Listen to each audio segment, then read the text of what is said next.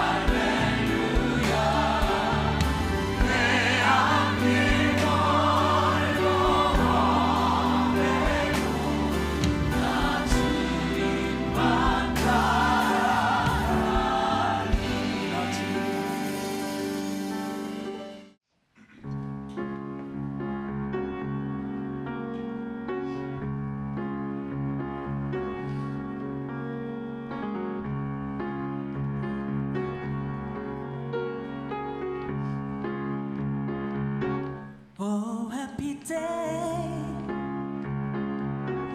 Oh, happy day. When Jesus washed. When Jesus washed. When Jesus washed. He washed my sins away.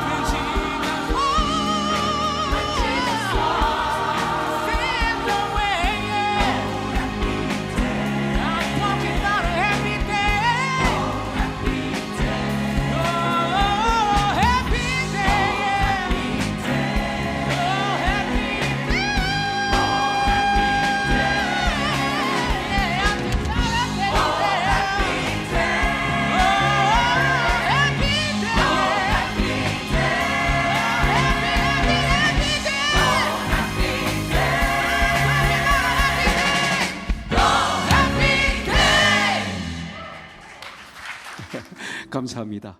하나님 말씀 같이 봉독하는 시간 갖겠습니다. 느헤미야서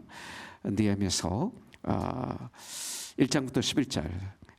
느헤미야라는 뜻은 하나님께서 위로하신다, 이런 뜻입니다. 다 같이 일어나서 교독하겠습니다. 하가랴의 아들 느헤미야의 말이라. 아닥사스다 왕 제20년 기슬루월에 내가 수상궁에 있는데 내 형제들 가운데 하나님과 두어 사람과 함께 유다에서 내게 이르기로 내가 그 사로잡음을 면하고 남아있는 유다와 예루살렘 사람들의 형편을 물은지 그들이 내게 이르되 사로잡힘을 면하고 남아있는 자들이 그 지방 거기에서 큰 환난을 당하고 능욕을 받으며 예루살렘 성은 허물어지고 성문들은 불탔다 하는지라. 내가 이 말을 듣고 앉아서 울고 수일 동안 슬퍼하며 하늘의 하나님 앞에 금식하며 기도하여 이르되 하늘의 하나님 여호와 크고 두려우신 하나님이여, 주를 사랑하고 주의 계명을 지키는 자에게 언약을 지키시며 국률을 베푸시는 주여 간구하나이다.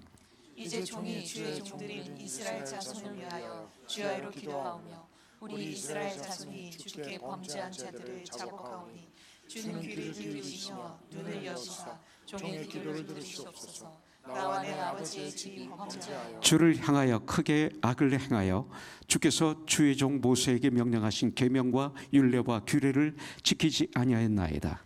옛적에 주께서 주의 종 모세에게 명령하여 이르시되 만일 너희가 범죄하면 내가 너희를 여러 나라 가운데 흩을 것이요 만일 내게로 돌아와 내 계명을 지켜 행하면 너희 쫓긴 자가 하늘 끝에 있을지라도 내가 거기서부터 그들을 모아 내 이름을 두려고 택한 곳에 돌아오게 하리라 하신 말씀을 이제 청하건대 기억하옵소서.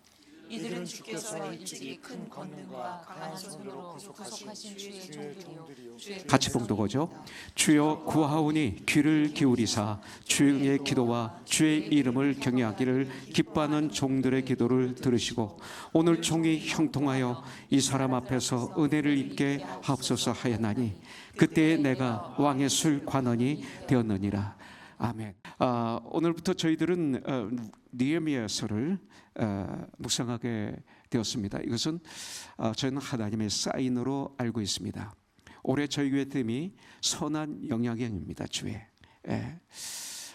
이제 거진 마무리하는 단계에 있는데 31주년을 맞이할 날이 얼마 남지 않았는데 저희 교회 오늘부터 이 느헤미야서 무너진 성벽 성전을 재건하는 52일 만에 이 느헤미야서를 우리에게 주신 것은 하나님의 사인으로 봅니다. 하나님이 우리 교회를 사랑하신다, 이런 사인으로 전 받아들였습니다.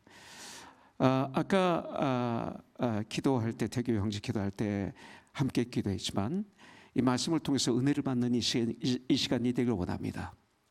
하나님 말씀을 받을 때 어떨 땐 이게 막 아파요. 그런데 그때 우리가 무릎을 꿇으면 은혜가 되고 축복이 됩니다. 그래서 모두 다 은혜 받는 그런 시간이 되기를 바랍니다. 주전 722년에 그 바벨로니아에서 유다는 정복을 당합니다. 그리고 이스라엘의 그 예루살렘 성과 또 성곽과 그리고 성전이 다 무너져 버렸고 불타 버렸습니다. 성전에 있었던 또 왕궁에 있었던 모든 보물은 하나님을 위해서 사용됐던 모든 기구들은 바벨론으로 다 가져가게 됩니다. 백성들 중에 쓸만한 사람들, 필요한 사람들, 마치 임진왜란 때 도공들을 데려가고 특별한 사람들을 다 데려갔던 것처럼 백성들을 포로로 다 끌려갔습니다. 그런데 이제 느헤미야라는 사람이 여기서 등장합니다. 아까도 말씀드렸지만 느헤미야라는 뜻은 하나님께서 위로하신다, 이런 뜻입니다. 바로 이분은 바사 왕국의 아닥사스 왕의 술 맞는 관원장이었습니다. 이 술과 음식을 맡은 관원은 왕이 음식을 먹기 전에 먼저 음식을 먹어보므로 거기에 독약이 들어갔는지 건강한 음식인지 확인하는 그래서 먼저 음식을 먹어봄으로 왕의 음식을 왕을 보호하는, 그래서 항상 왕과 함께 살아가는, 왕이 가장 신임하는 높은 주위의 사람이 술관원장입니다. 포로가 되어서 노예로 끌려와서 70여 년을 유대인들이 거기서 지내는 가운데 그때 느헤미야는 태어나게 되죠. 바벨론 땅에서. 그가 그 위치까지 오를 수 있었던 것은 이분 정말 하나님의 은혜를 받은 자고 또 정말로 대단한 사람이구나라는 것을 우리는 알게 됩니다.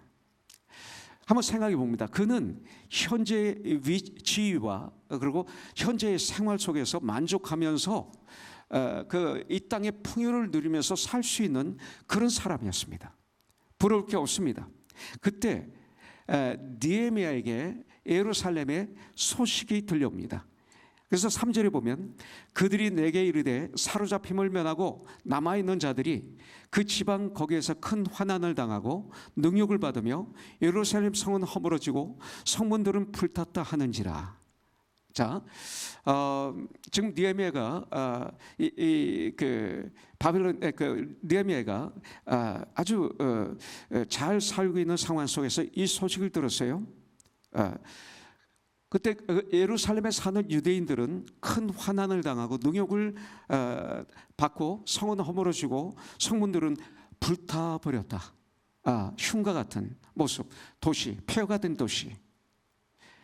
이 소식을 듣게 됩니다. 전 이 말씀을 묵상하는 동안에 이런 생각을 했어요. 나의 인생이 이런 모습이라면 얼마나 불행일까?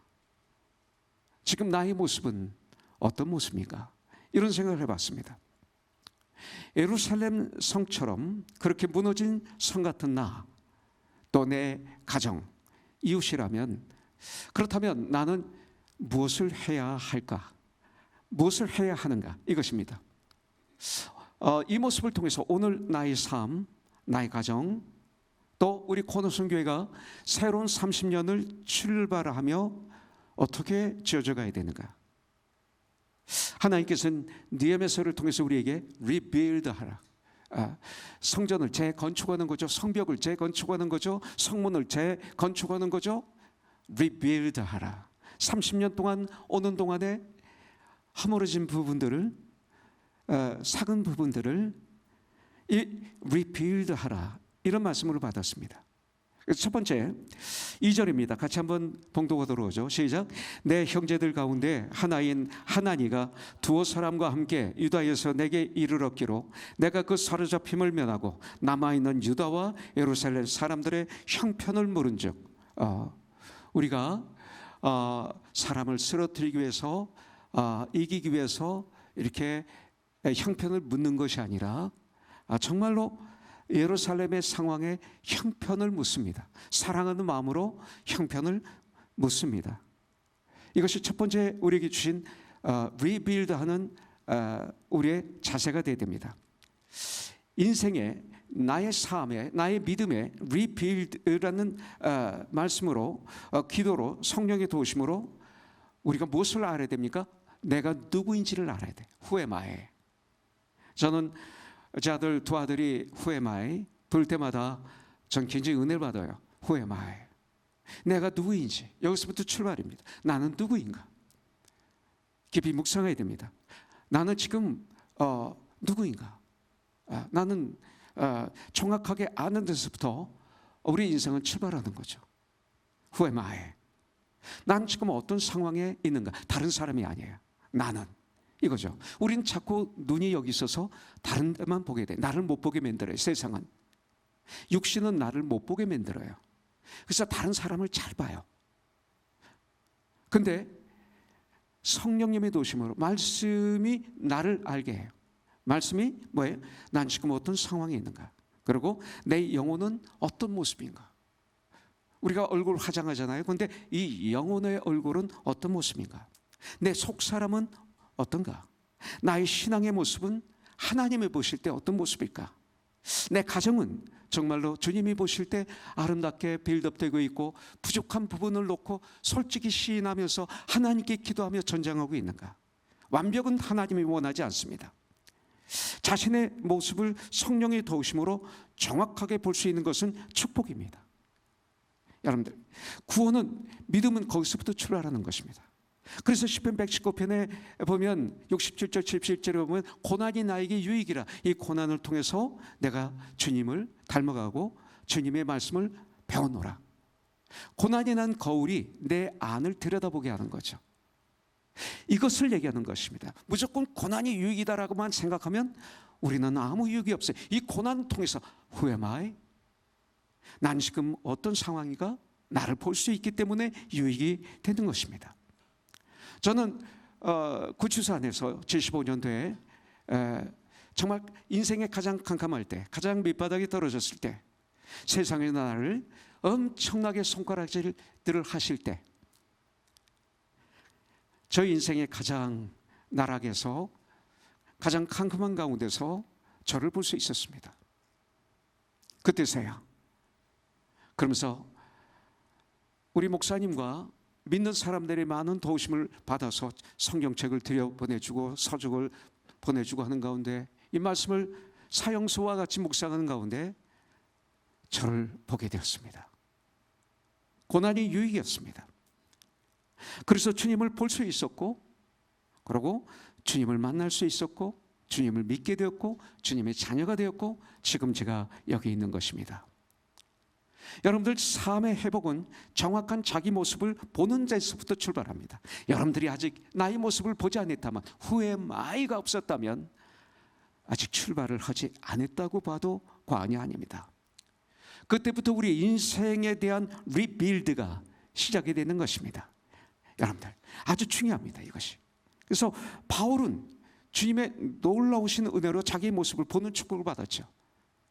자기를 못 봤어요. 자기가 의로운 줄 알고 하나님을 잘 믿는 줄 알고 예수 믿는 사람들 감옥에 가두고, 그리고 돌에 맞아 죽을 때 가표를 하고 자기가 증인이 되고, 돌을 집어 던져서 스데반을 죽이는 그 악한 무리들의 옷을 받아 놨다는 것은 제일 먼저 돌을 던졌다는 거예요. 근데 그분이 하나님의 은혜로 하나님을, 예수님을 보게 되었어요. 그래서 로마서 7장 18절에 보면 내 속 곧 내 육신의 선한 것이 거하지 아니한 줄을 내가 아노니, 예수님을 볼 때만 이게 가능해. 내가 누구인지를 알게 되는 거죠. 원함은 내게 있으나 선을 행하는 것은 없노라. 그래서 24절, 오라 나는 공고한 사람이로다. 이 사망의 몸에서 누가 나를 건져내려. 그 다음에 주님이 건져내셨다고 고백하죠. 바로 이것입니다. 여기서 구원은 시작이 되는 것입니다. 축복은 시작이 됩니다. 주님을 바라보며 주님의 말씀 앞에 서니까 예수님의 이름을 찾기 시작합니다. 주님을 부르짖기 시작합니다. 여러분들, 내 자신을 정확하게 알지 못하면 나를 구원하시는 예수님, 우리 주님을 찾을 수가 없습니다. Who am I? 내가 누구인지. 나의 리빌드는 나의 모습을 정확하게 발견하고 알 때, 그때 시작이 됩니다. 자, 두 번째 보겠습니다. 4절이 보죠. 내가 이 말을 듣고 들었습니다. 앉아서 울고 울었습니다. 수일 동안 슬퍼하며 듣고 울고 슬퍼했습니다. 이것이 중요합니다. 인생의 리빌드는 이런 거룩한 고민과 슬픔을 통해서 시작이 됩니다. 고난은, 슬픔은 축복의 통로입니다. 우리가 이것을 잘 통과하면 놀라운 축복이 됩니다. 그래서 모든 사람에게 고난을 주시는 거예요. 슬픔을 주시는 거예요. 예수 믿어도 고난을 주시는 거예요. 왜? 이것이 축복의 통로이기 때문에. 바울은 고린도후서 7장 10절에 보면 하나님의 뜻대로 하는 근심은 후회할 것이 없는 구원에 이르게 하는 회개를 이루는 것이요, 세상의 근심은 사망을 이루는 것이라고 우리에게 가르쳐주고 있습니다. 우리는 이 땅에서 많은 고민을 하며 살고 있습니다. 거룩한 고민 필요합니다. 세상의 고민과, 여러분들, 세상의 근심을 많이 합니다. 거룩한 고민은 필요하지만, 그러나 이 세상의 고민, 세상의 근심을 너무나 많이 하게 됩니다. 그러나 나의 신앙 리빌드에 대한 고민, 내 가정의 영적 거룩한 회복에 대한 고민, 느헤미야 선지자처럼 성전 회복에 대한 고민을 하기 때문에 울고 슬퍼하며 애통해하는 나의 모습이 있는가 봐야 됩니다. 느헤미야는 하나님의 말씀을 통해서 소식을 듣고 그 소식을 듣고 액션이 뭐예요? 즉시 반응하는 것이 아니라 울고 슬퍼했습니다. 이것이 저에게 필요합니다. 우리가 실수하는 뭐예요? 소식을 듣고 그냥 액션을 취합니다. 그냥 말하고 행동하고 결정합니다. 그래서 하나님의 은혜가 없는 거예요. 거기는 문제가 생기는 거예요. 예. 예루살렘 무너진 성을 생각할 때마다, 잿더미로 변해버린 예루살렘 성을 생각할 때마다 느헤미야는 파괴된 성을, 성전을 바라보며, 믿음의 눈으로 바라보며 울며 슬퍼했습니다. 그러나 이 시대의 눈물은 나를 위해서 우는 게 많습니다. 억울해서 울고, 슬퍼서 울고, 고독해서 울고, 안 돼서 울고, 억울해서 울고, 이런 울음이 많습니다. 우리에게 이런 거룩한 고민, 또 거룩한 근심, 거룩한 눈물이 필요한 시대가 되었습니다. 나 자신에 대해서도 그렇습니다. 내 영혼은 정말로 구원받았는가? 이겁니다. 지금 현재 내 신앙은 성장하고 있는가? 내려가고 있는가? 나는 거룩한 우리 주 예수 그리스도를 얼마나 닮아가고 있는가? 크리스찬이란 뜻은 to follow Jesus Christ인데, 이런 아픔과 이런 고민이 없이는 아무도 영혼의 리빌드를 기대할 수가 없습니다. 이것이 중요합니다. 그리고 하나 더 보도록 하겠습니다. 4절에 보면 그가 첫째는 영적 상태를 알게 되었어요. 그리고 두 번째는 울며, 그 소식을 듣고 울며 슬퍼했습니다. 세 번째는 하나님 앞에 금식하며 기도하기를 시작합니다. 이것이 문제 해결의 기본입니다. 5절에 보니까 이르되 하늘의 하나님 여호와 크고 두려우신 하나님이여, 주를 사랑하고 주의 계명을 지키는 자에게 언약을 지키시며 긍휼을 베푸시는 주여 간구하나이다.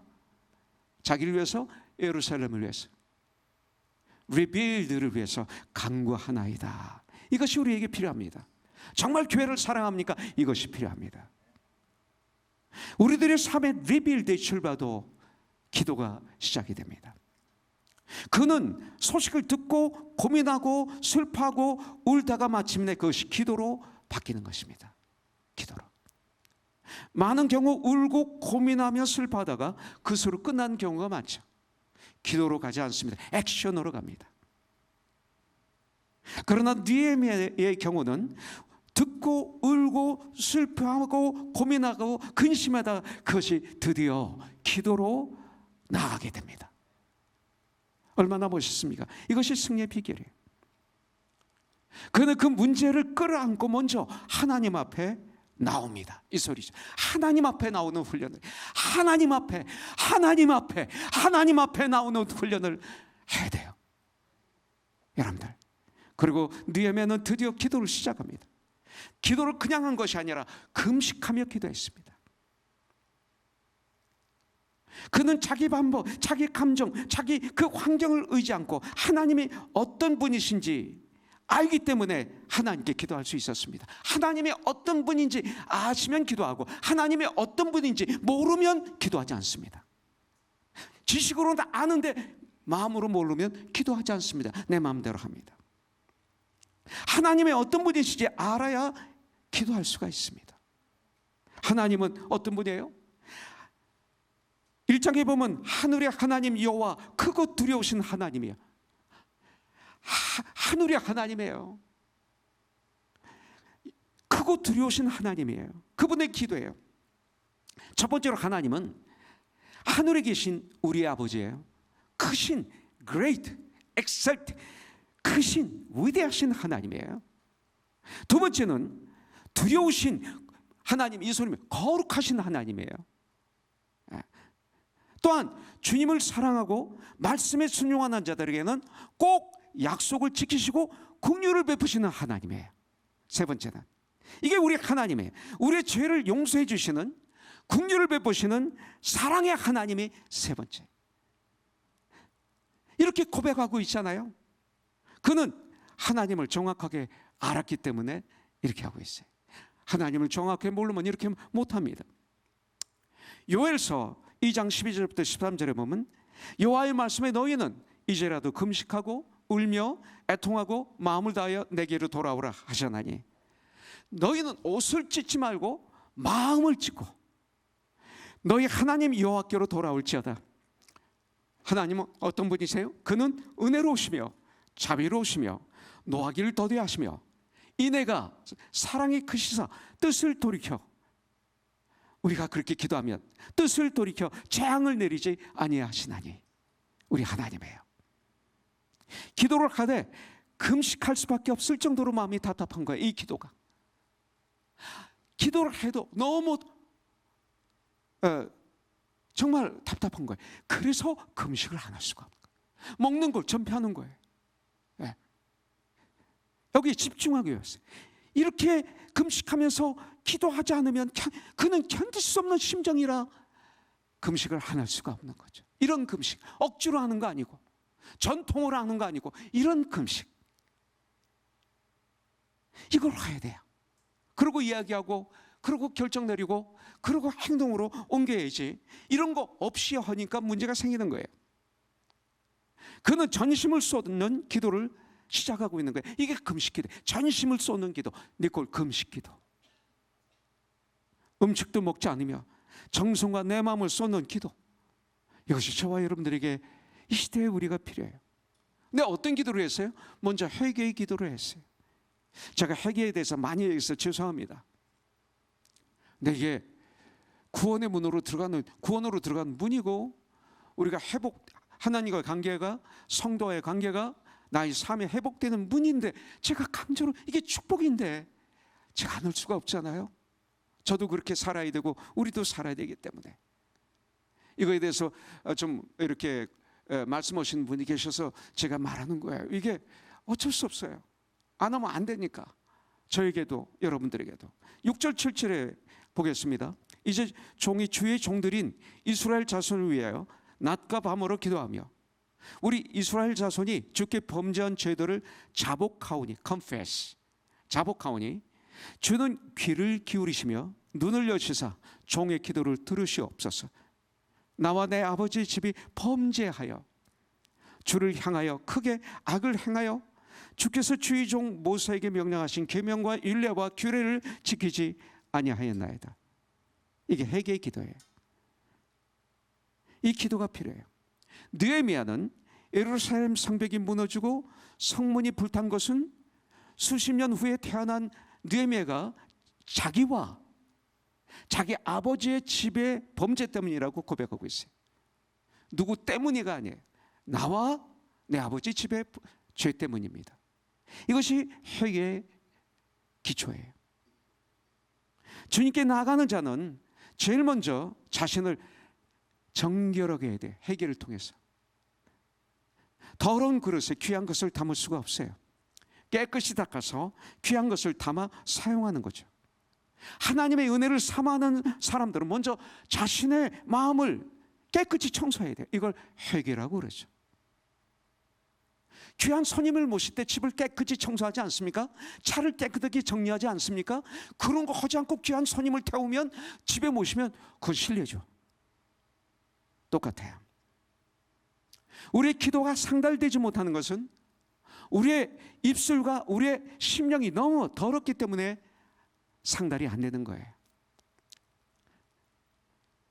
여러분들 그렇기 때문에 항상 쉬지 말고 기도하라, 범사에 감사하라, 항상 기뻐하라. 왜 그래요?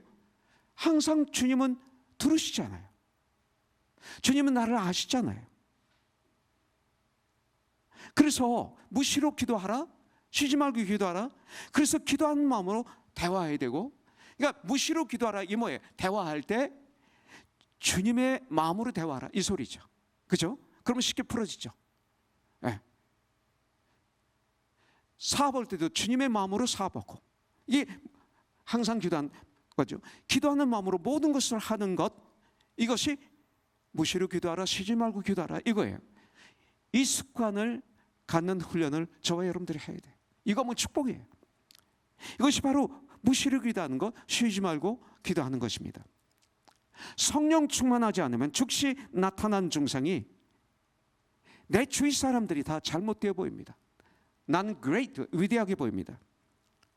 그래서 저도 여러분들도 비판하고 정죄하고 판단하게 되는 것입니다. 근데 먼저 나를 볼 수 있어야 됩니다. 우리 여러분들 이거 전쟁해야 돼. 나를 볼 수 있어야 돼. 자, 또 하나님의 약속의 말씀을 붙잡고 기도했습니다.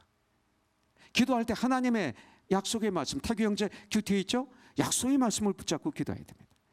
네. 아까 참 큐티 잘했어요. 8절 9절에 보니까 크리스 형제가 큐티 했구나. 미안해. 크리스 형제. 네. 참 잘했어요. 자, 8절부터 9절에 보니까 옛적에 주께서 주의 종 모세에게 명령하여 이르시되 만일 너희가 범죄하면, 옛적에 하나님께서 말씀하셨다 이거예요. 이것은 구약의 말씀을 얘기하는 거죠. 만일 너희가 범죄하면 내가 너희를 여러 나라 가운데 흩을 것이요. 지금 흩어졌죠. 만일 내게로 돌아와 내 계명을 지켜 행하면 너희 쫓긴 자가 하늘 끝에 있을지라도 내가 거기서부터 그들을 모아 내 이름을 드리고 택한 곳에 예루살렘에 돌아오게 하리라 하신 말씀을 이제 청하건대 기억하소서. 느헤미야 선지자가 지금 기도하는데 어떤 말씀을 붙잡고, 하나님이 하신 말씀을 붙잡고 기도하는데 그 말씀이 신명기 30장 1절부터 4절의 말씀이에요. 말씀을 붙잡고 기도했어요. 그러기 위해서 우리는 말씀을 알아야 되겠죠. 우리의 기도는 하나님의 약속의 말씀을 꼭 붙잡고 그 말씀을 주장하며 클레임하며 우리가 기도해야 됩니다. 하나님의 약속의 말씀을 붙잡고 믿음으로 기도할 때 여러분들 역사가 일어나는 것을 저는 체험했습니다. 하나님의 약속을 붙잡고 드린 기도는 하나님의 뜻대로 드린 기도라고 믿습니다. 그렇기 때문에 하나님은 반드시 응답하게 되어 있습니다. 성경은 우리가 붙잡고 기도할 수 있는 말씀이 보니까, 저는 세보진 않았지만 칸카던스에 보면 나와요. 거기 보면 32,500개 정도가 약속의 말씀들이 있다고 말하고 있어요. 너무 많아요. 이 말씀을 붙잡고 기도해야 돼. 그냥 기도하면 안 되는 거예요. 그래서 우리는 말씀을 알아야 돼요. 그래서 아는 거예요.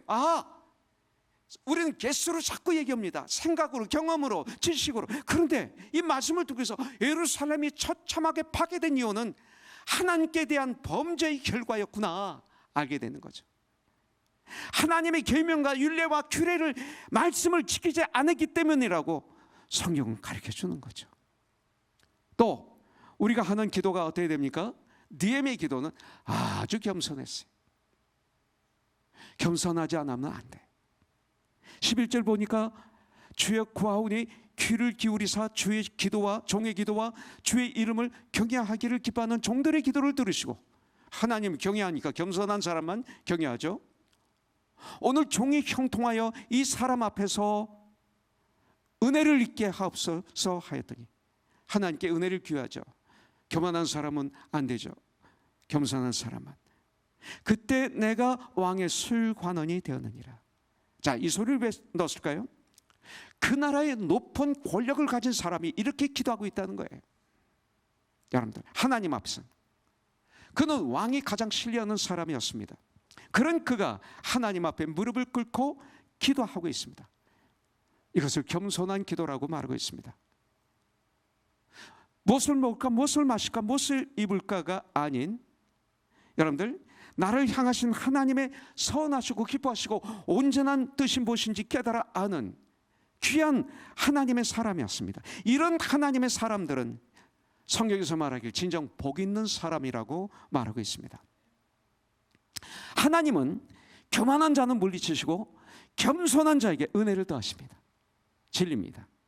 예수님은 나는 마음이 온유하고 겸손하니 내게 와서 배우라 이렇게 말씀하고 있습니다. 온유와 겸손은 예수님의 성품입니다. 거칠고 교만한 사람은 마귀의 모습을 보여주고 있는 것입니다. 우리는 마귀가 아닙니다. 그러나 이렇게 될 때 주님과 가까울 수가 없습니다. 열심도 올바른 열심일 때 우리 주님 기뻐하시고 받아주십니다. 교만이 열심이 되면 안 됩니다. 겸손한 자들, 낮아진 자들이 하나님을 만나고 하나님의 은혜가 그분에게 임하십니다. 말씀 속에 거하시는 하나님을 만나게 되는 것이죠. 기도 중에 하나님을 만나게 해주십니다. 기도 중에 깨닫게 해주십니다. 기도. 찬송 중에 감동을 주십니다. 그죠? 우리들의 예배를 받으시는 하나님을 만나게 해주십니다. 오늘 기도가 그런 기도였어요. 우리 주에는, 아니 나에게는, 아니 우리들에게는 무너져 있는 것이 너무나 많은 것을 고백할 수밖에 없습니다. 저 자신부터. 제가 무너진 부분이 있고 가정이 무너진 부분이 있습니다. 도덕이 이 시대에 무너졌습니다. 인간관계들이 너무나 무너져 있습니다. 사회가 무너져 있습니다. 사회가. 학교가 무너졌습니다. 아니 나 자신을 보십시오. 내 입의 말들이, 듣는 귀가, 보는 눈이, 나의 영적인 심장이 무너져가고 있지는 않습니까? 우리 느헤미야를 교대하는 동안에 먼저 나 자신의 무너진 부분을 볼 수 있고, 그래서 다시 수축할 수 있는 리빌드하는 축복이 우리 코너스톤 교회에 있기를 주님의 이름으로 축복합니다. 도비아 같은, 산발락 같은 방해하는 생각들, 욕심, 유혹, 주위 환경, 주위 사람들을 말씀으로, 성령의 도우심으로 물리치고 완성하여 건강한 주님의 자녀들, Children of God. 얼마나 멋있습니까? 여러분들, 느헤미야와 바벨론에서 돌아온 유대인들, 얼마나 많은 핍박을, 우리는 상상할 수 없는 이런 핍박을 받았어요. 어려움이 있었어요. 안팎으로 있었어요. 반대가 있었어요. 도비아의 강교한 그 유혹에도 넘어가지 않았어요. 그러나 믿음 하나 가지고 흔들지 않고 한 손에 낫 일했다는 거죠. 성전 건축을 한 거예요. 재건축. 한 손에는 창을 가지고 그 위대한 작업을 시작하여 52일 만에 완성했다고 느헤미야서 6장에 나와요. 우리도 무너진 곳들을 리빌드 하기를 원합니다. 오늘 이 시간 저 자신에 대해서 조금 말하기를 원합니다. 저는 3개월마다 한 번씩 세드홉에 가서 검사를 받습니다.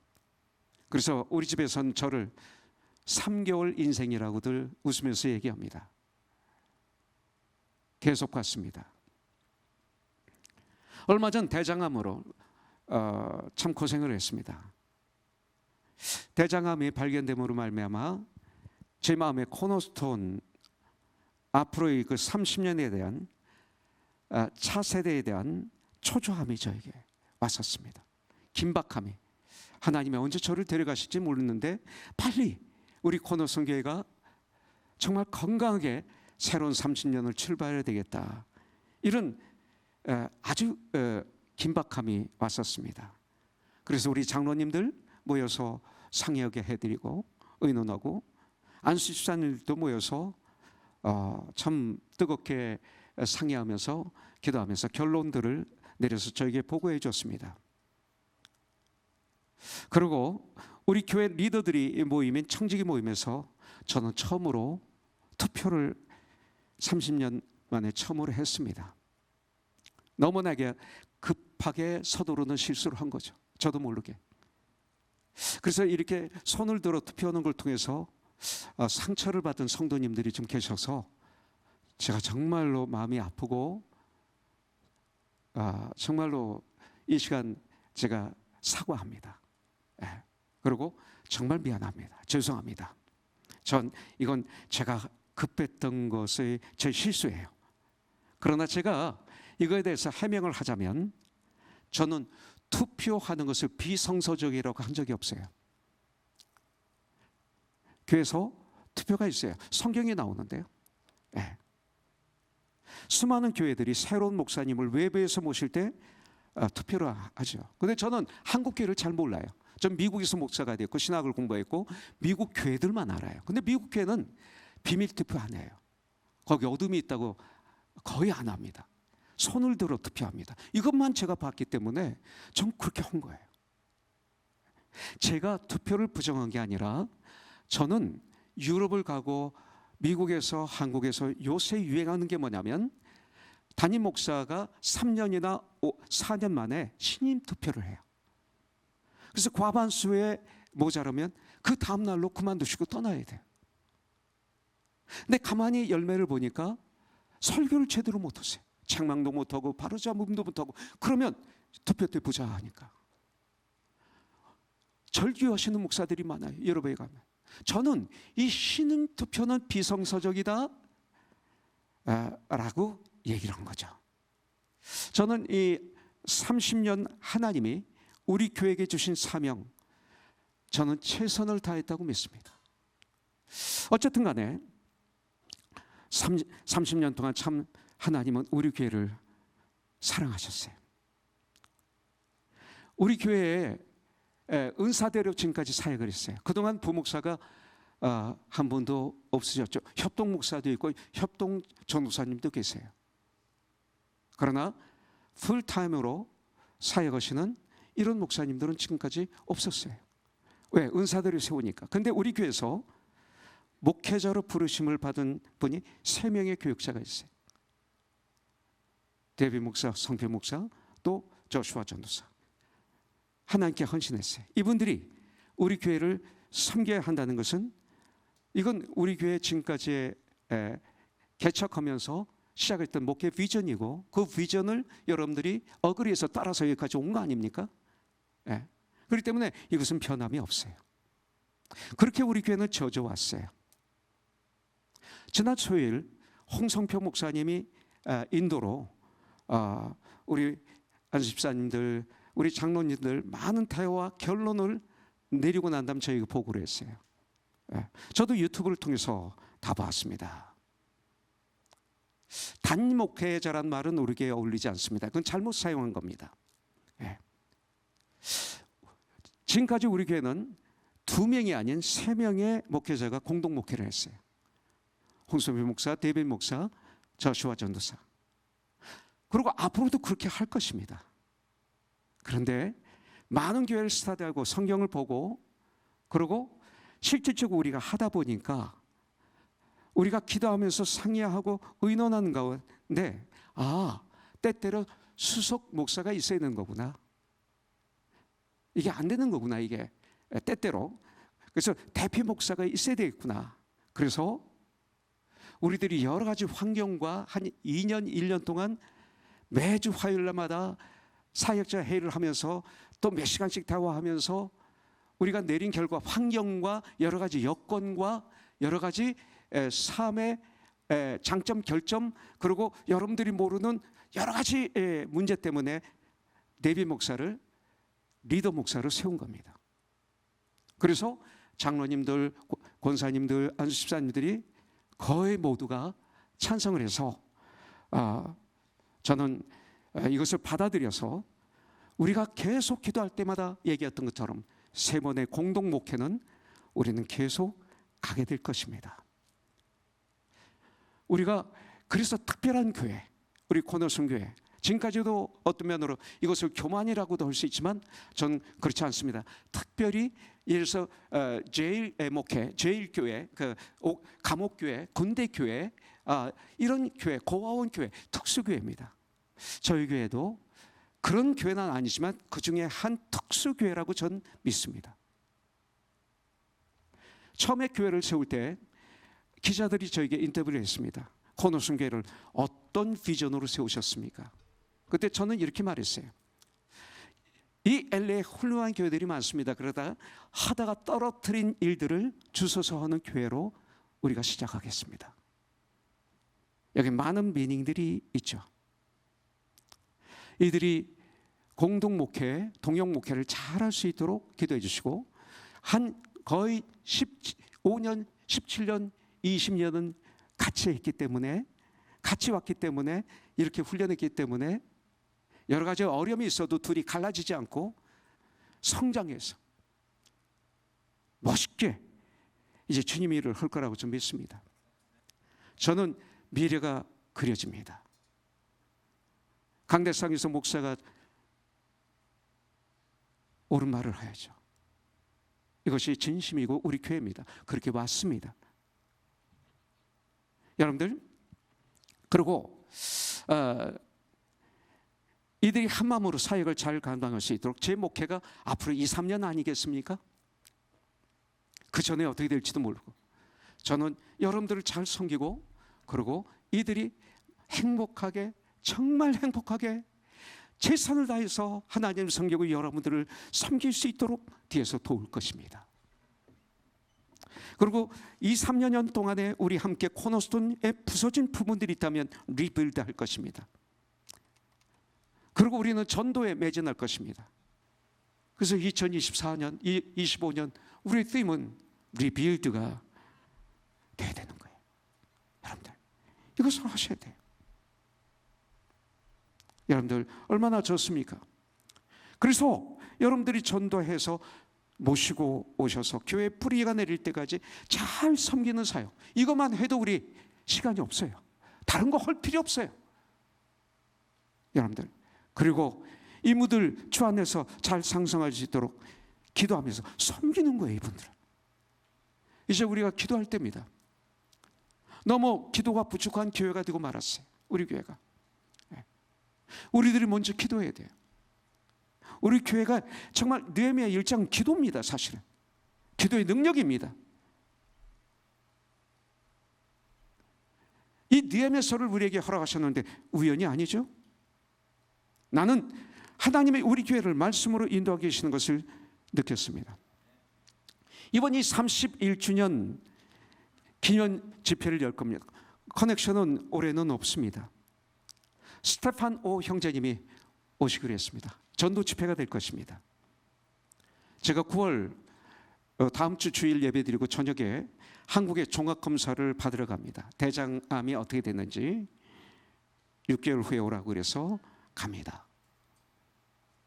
화요일날 새벽에 도착하는데 화요일날 저녁 7시 반 강남 비전교회에서 한국의 크리스찬으로서 전국 예능인, 체육인, 방송인 모임이 있습니다. 거기서 제가 말씀을 전합니다. 기도를 부탁드립니다. 또 대장에 아무 일 없도록 기도를 부탁드립니다. 여러분들을 축복합니다.